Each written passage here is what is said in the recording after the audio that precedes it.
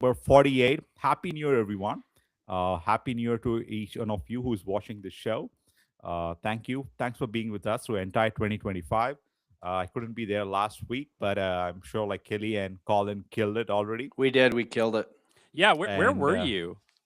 the last week of the year is the busiest time of the year Yeah. for me and my family because like at least for the last 15 years because like we have been married for 15 years now and we celebrated our anniversary on the 27th. So it's a Mm. Christmas, then the anniversary, and my wife is a Jan 1st.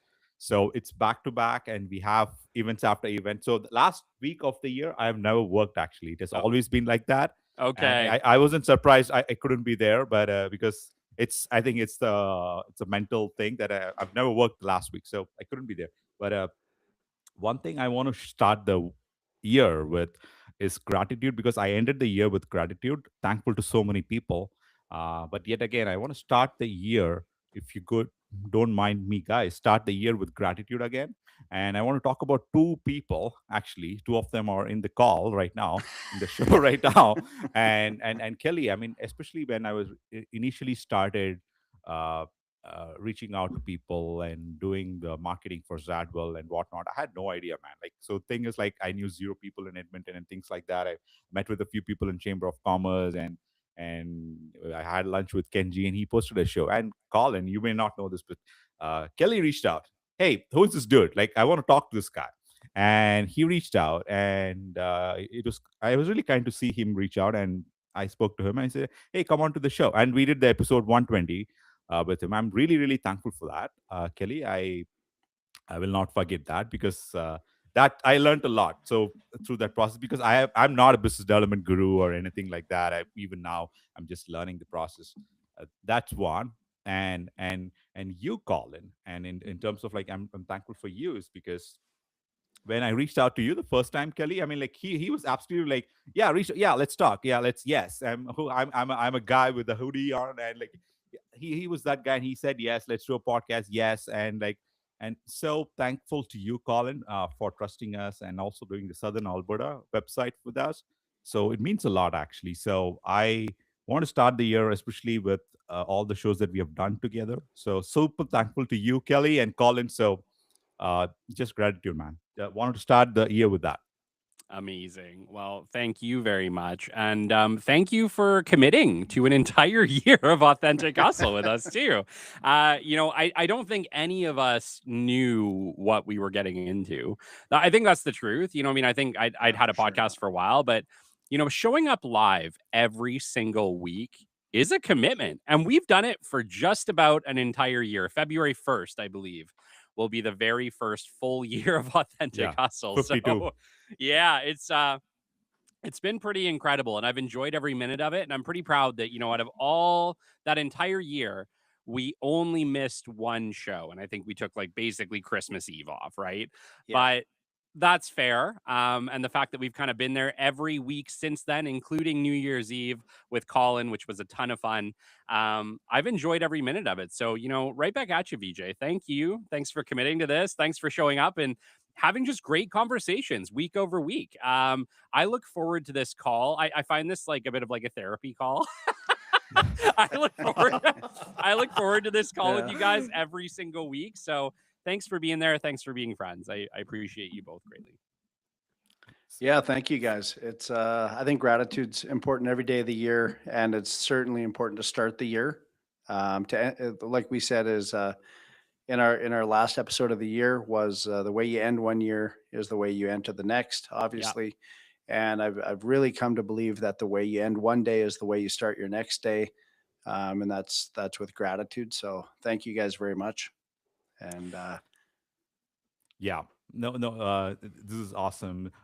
I mean, we just started talking about it. So one thing I want to share a picture, if you don't mind me, guys. It's a picture of one of the famous retail store ever. We just started talking about it, and so this is the picture of someone taking down the logo of the biggest retail shop ever in Canada. 355 years old. I was like 3 centuries ago they started this company, Hudson's Bay, and it's completely shut down now.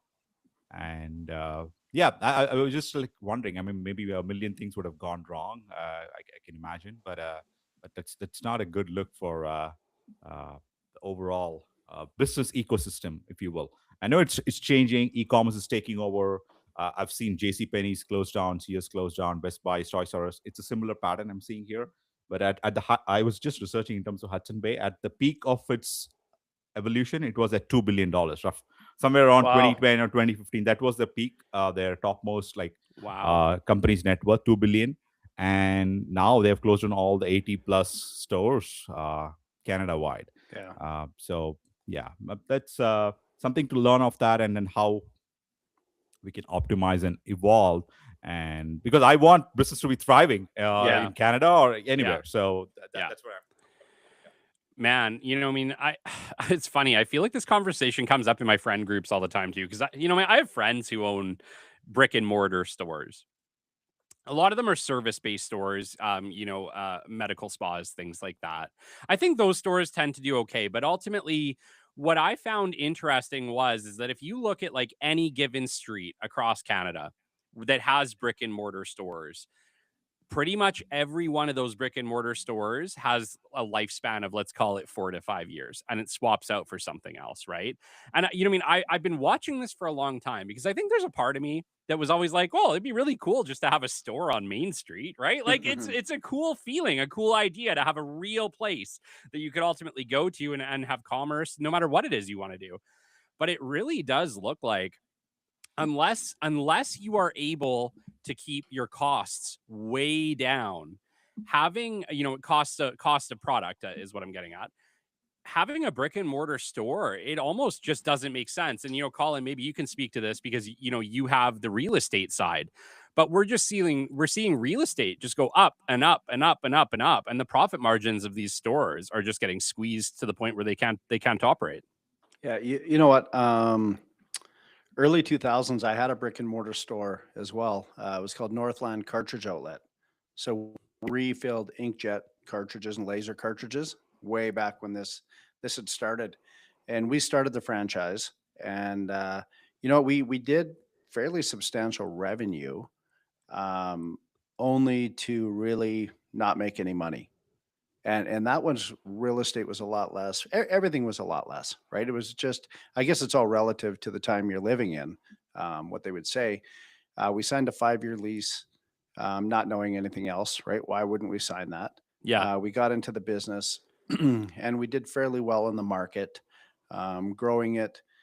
And I wasn't in it. I owned the business, but I hired a manager and and kind of ran it that way and grew it. And then we acquired two competitors, very very small acquisitions, but good in our market.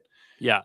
Only to, in the end, I sold out to one of my competitors. Uh, did I make any? So it was 8 years from start to finish. Did we make any profit? No. Did we lose any money or owe anybody any money? No.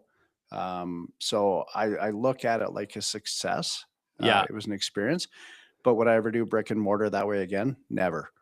And that space is still around. There's an H&R Block in there now, tax place, pretty close to $50 a square foot for rent. All in Wow. is what it would cost now, Yeah. right? Yeah. Um, so then I look at like Hudson's Bay Company. You see the degradation, I guess you would say, of those companies. You see the day coming, and you see their giant brick and mortar. Like I've studied it, back 10 years ago extensively. Of who's paying what rent, why, how can they make it? How can you have 20,000 square feet in every top mall in Canada? Well, when you're an anchor, you get all these types of breaks on rent, that type of thing. You still have to produce revenue, right? And you still have to evolve with product, and you still have to be, your A game. And that's when everything went online and they didn't. That's the killer. Mm. Once again, right? Sears didn't do it. Kmart didn't do it. And we're talked about this quickly before the show. One company that did do it and rivals with Amazon for e-commerce is Walmart, Walmart, yeah. right? And they say in the US, Walmart is a behemoth online as far as e-commerce goes, right? So any business, whether it's one of us three or that, I mean, Vijay, you're all online. That's your business. That's your platform. That's what you do. Um, Right. but if we're not evolving in the space we're in, we're dying, and we're dying fast. And I think with AI, I'm not an AI expert at all. I'm not even really in it. But I do know one thing: if we're not using it, we're not enabling it. That the death of that, I'll call this my business, my office, bricks and mortar. The death will come that much quicker. Yeah. Yeah. Well, Amazon has the best by a mile, online purchasing platform, right? Like to me, they are the gold standard for me wanting something and having it to my door next day in the easiest, smoothest Yeah, buying process there is. yeah, Like the problem, I think, when you even Walmart, like I'm gonna call it Walmart. Your online platform needs to be smoother. They all need to be smoother. yeah, Amazon is amazing because I can search for something, add it to cart, buy it, and that's it. It's basically 3 clicks. Like the amount of tasks that I have to perform as a customer to buy something from Amazon keeps me wanting to go back and oh, buy from Amazon. If I got to do 18 things to buy something, I don't want to do it. And I think Right. all of these other big stores, they're still miles behind Amazon, and it appears like they're not doing anything to try to you, narrow that gap. you know what? I'll add to that, Kelly, is without you saying it. The other number one thing why you'll buy from there is if you get the product, you look at it and go, yeah, this isn't what I want. Oh yeah, It's one click, and you can print it out, and you just go return it, and they're adding where you can return them by the week to yeah, different depots, whether it's totally. Staples or FedEx or whoever, Canada Pure Later, Post. Canada Post. You can drop them at a Circle K as well. Wow. So the ability to do a return, no questions asked, right? Back in the package, give it there. They scan it, you walk away. Before you hit your vehicle, you have an email saying, it's been received, and within so many hours or days, you have a full refund. Yeah. I'll encourage anybody. The book is called The Everything Store. That's the Amazon story.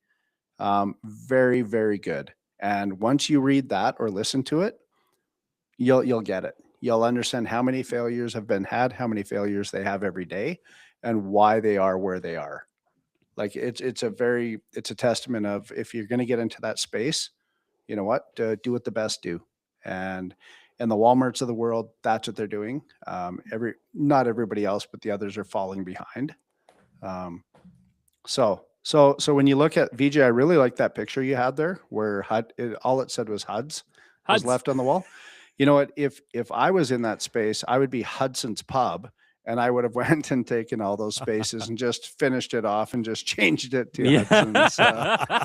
Just literally a 3 floor, Yeah, what, like 500,000 square foot Hudson's Pub. yeah, right. And your name's already on the wall, so so Oh anyway, man, yeah, those stores were epic.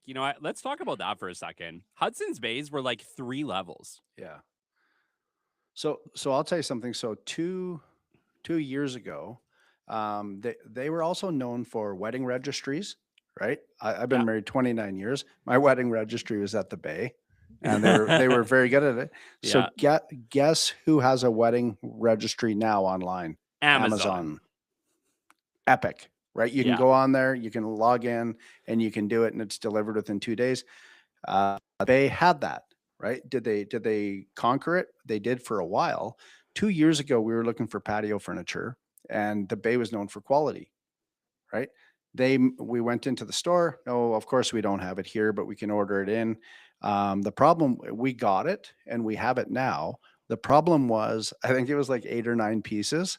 It took us about a month and a half to get it because it came like one piece, then 2 pieces, and I had to drive. I remember driving to the local store, reversing into their loading dock next to a semi, and some guy on the loading dock like, "Yep, gotcha," right? And I'm thinking there's got to be a better way. This is not 1980.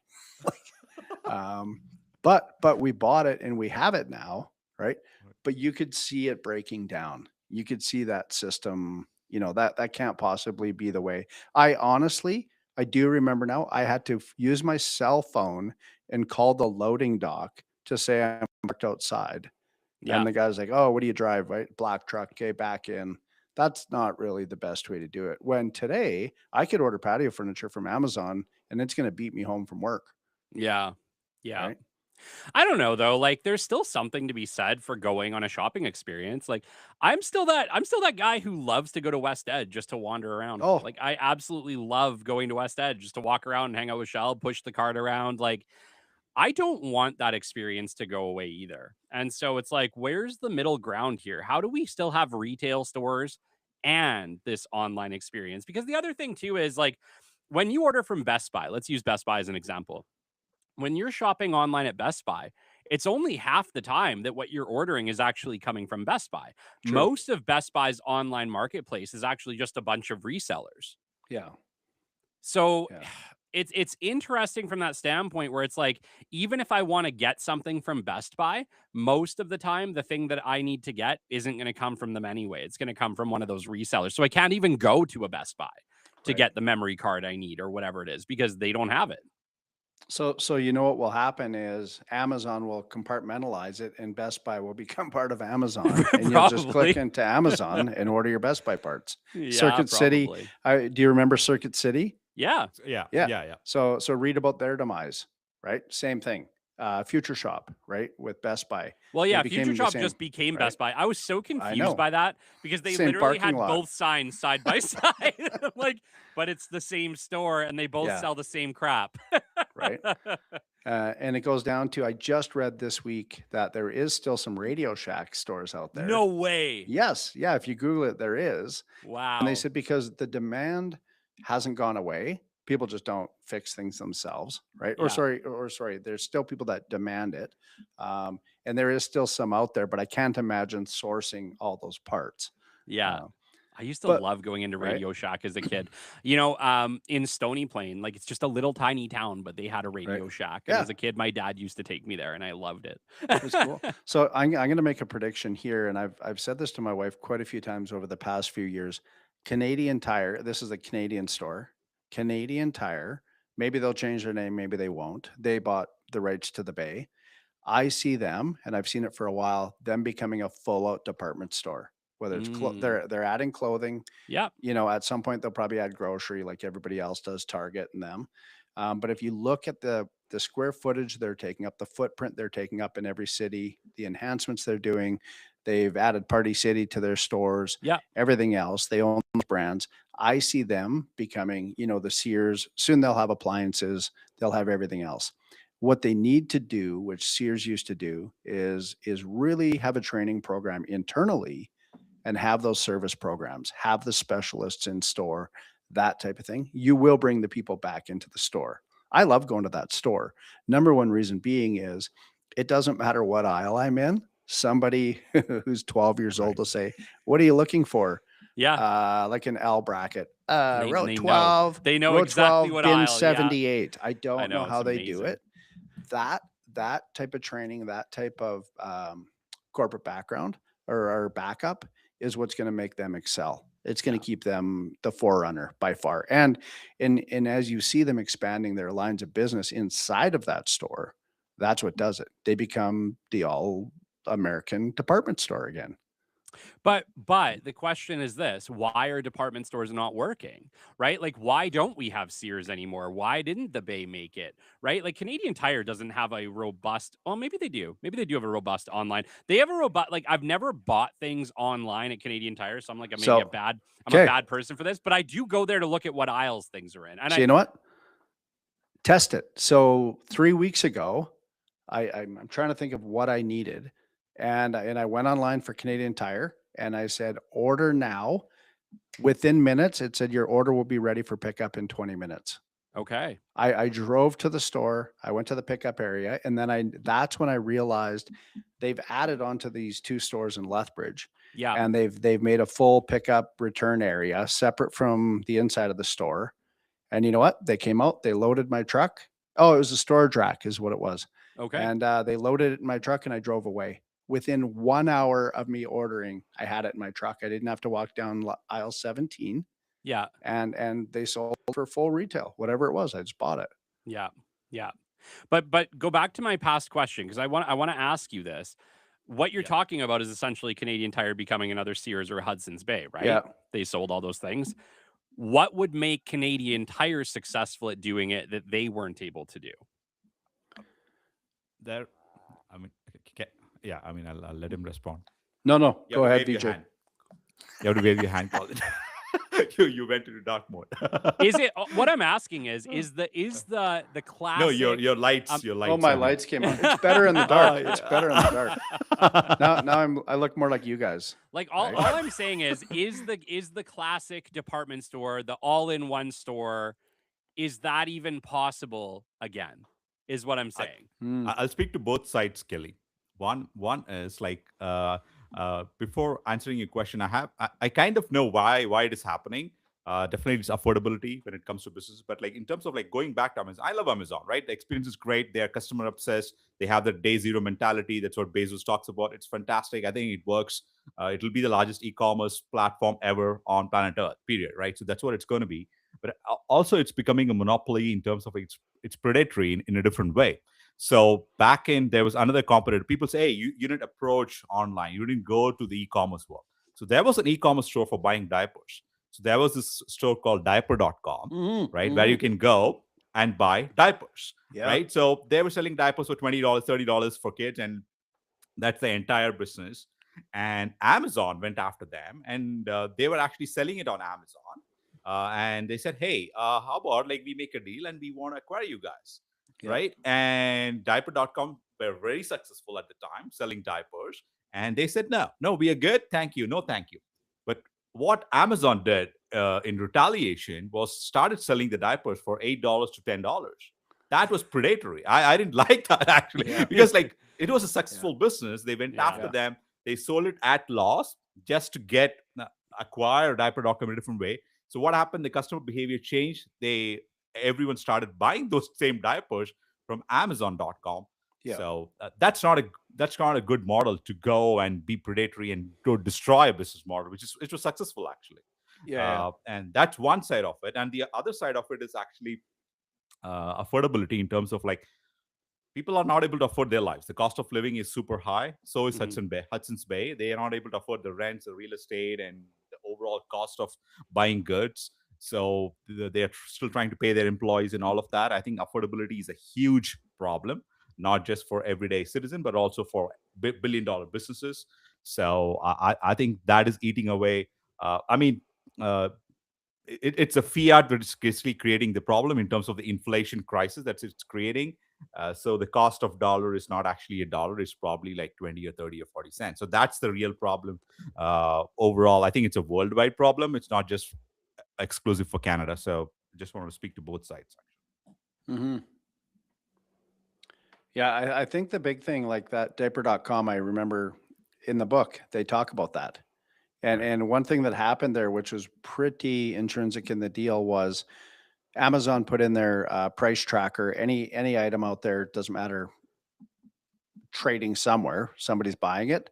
They know what the price of it is, and the second they have that price, they're going to sell it for lower, right? Even if they're the vendor of your product, right? Oh, wow. Right. So there was another one, I believe it was Henkel Knives, was the same thing. And they finally said, we're going to stop selling on there. Well, everybody stopped buying Henkel Knives, right? Or whatever the knife company was. So pretty interesting, because you're right. They can create an intense amount of volume for your business, but they can also break you at the same time. Yeah. Right? But they don't care. Right? don't Because care. they don't care about Colin or VJ or Kelly. All they care about is doing numbers, Yeah. right? Flipping them through. That's their business. One business I really love is Costco. I love going to Costco. The experience, I think everyone loves it. They have new Except for the products. line. The line. Except for the line. Except for Checkout the is line. not funny. Checkout is not very pleasant. The retail experience is still great. You can still go. You find all the best products, the best beef, everything. Why did I bring Costco? Okay, fine. The reason I brought Costco is because of the Kirkland. You just want to go to Costco. It's okay. I just want to go to Costco, right? So I love this, like the Costco owned brands, like the Kirklands, right? I mean, like, so that is beautiful because they bring their own line. They want to even launch. So they actually go to the reputed brands like Nike or Adidas. Actually, hey, can you please make one for us? We want to sell it on our own brand with the Kirkland name on it and all that. So they do that beautifully, actually. But also the opposite happens with Amazon or Walmart, right? So there's like Lay's chips, and there's like a great value chips for a dollar 50, right? So that's there, which is not as it's always great as the regular chips. Recently, me and my son were talking about it. So we had a remote that kept running out of battery, right? So we recently, like a month or two ago, we bought this battery from Amazon Basics. We thought, okay, fine, $10, we'll buy a pack of battery. And this, the remote battery, Colin, Kelly, normally runs for 6 months to a year, right? You know it, I know it.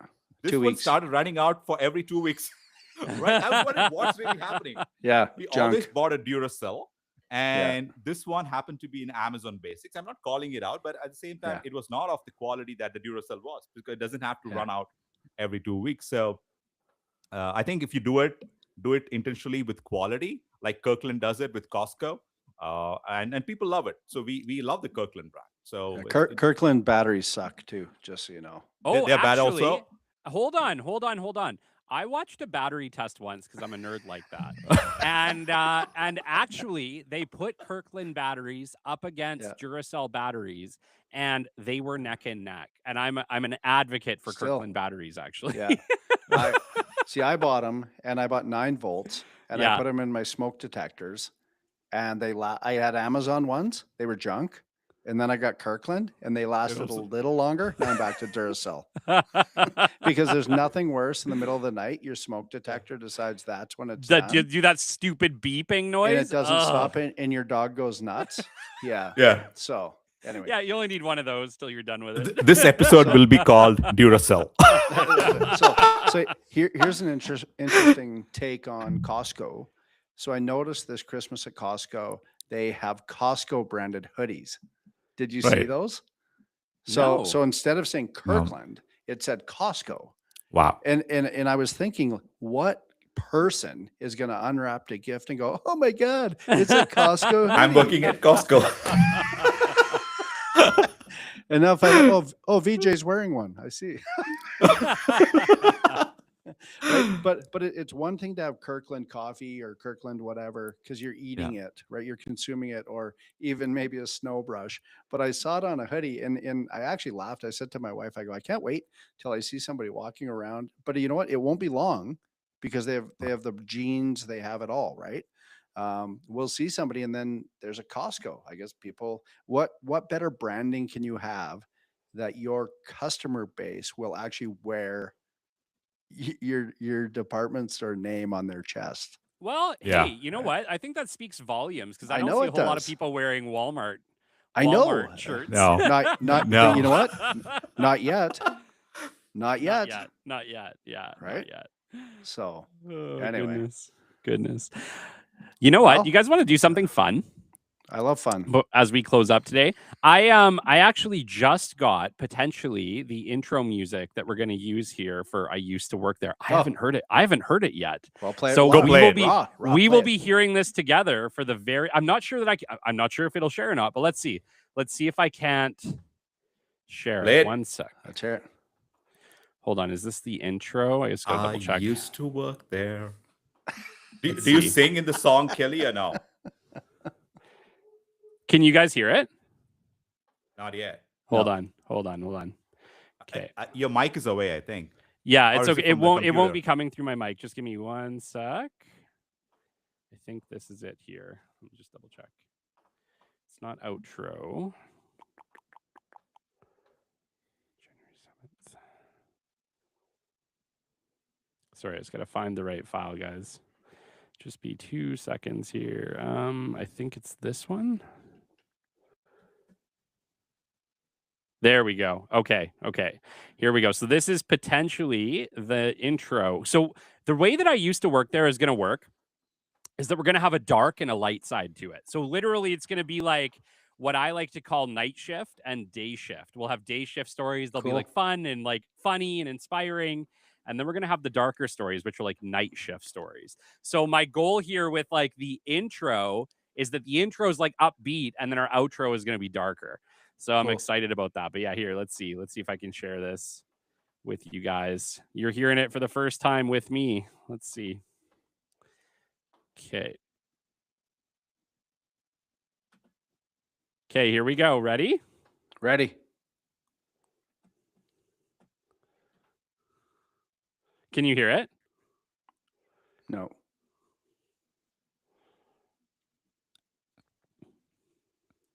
It's very quiet. Can you drop it on? Do you have the file? Can you drop it on WhatsApp? I can try playing it from here. Sometimes it works on Windows differently, Kelly. Oh, is Windows it not working? Okay, whatever. We'll do it next time. Okay. Yeah. We'll do it next time. Yeah, anyways, it'll be fun. It'll be fun. We're going to do kind of like 2 different types. So, Yeah, look for the anywhoosie. brand new show coming. It's called "I Used to Work There" with Kelly. It's a brand new podcast. Speaking with people who work there. I used to work there. Go check it out. So, look, excited for that. When is it? When are you launching it, Kelly? When is it coming? We probably need about 20 more stories for the first 3 episodes or so. So if you're hearing this today and you have like an I used to work there story, shoot me a quick email, hr@iusedtoworkthere.com, and we will work to get you on in the first show. Cool. Awesome. All right. Awesome. Who's going to wrap it up? Fantastic. BJ, you brought us Fantastic. here. You take us Yeah, home. I mean, it is an amazing show. I mean, conversation again, always week after week. So 48, thank you everyone for tuning in. This was the retail story of Hudson's Bay. And this episode officially called Duracell. So looks like everyone loves Duracell. So, so thanks for tuning in. Bye, everyone. Cheers. Later, hustlers.